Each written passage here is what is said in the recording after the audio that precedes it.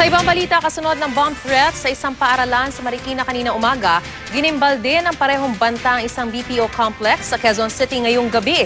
Ang perwisyong idinudulot ng mga ganitong pananakot, inusisa ng saksing si Ivan Mayrina.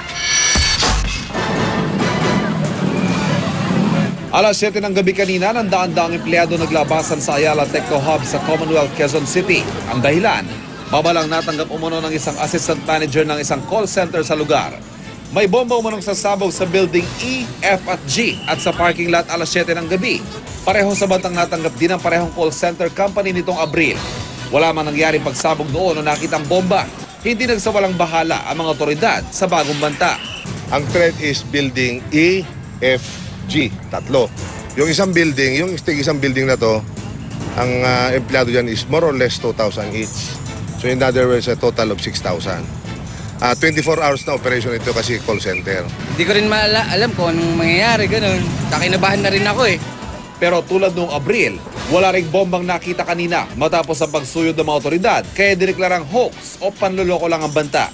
Dahil text message ang ginamit sa bomb threat, kinuha ng pulisya ang numero at inimbestigahan din ang nakatanggap nito. Maganda na kasi yung capability ng technical ng PNP natin. Meron na tayong cybercrime directorate, meron tayong DITCM, titignan nila. Siyempre, tinanong natin, una kasi dyan, kung hoax ito, bakit ikaw yung nakareceive? Hindi siya, hindi ibang kaibigan mo. May kaaway ka ba?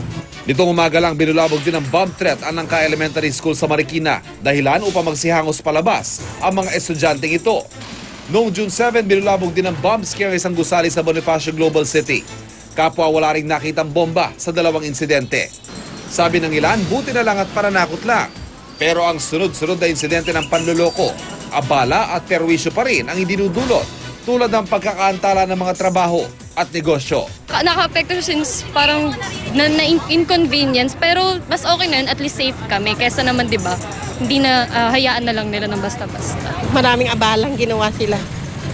Tsaka hindi nila naiisip yung sitwasyon ng mga tao. Ako si Ivan Mayrina, ang inyong saksi.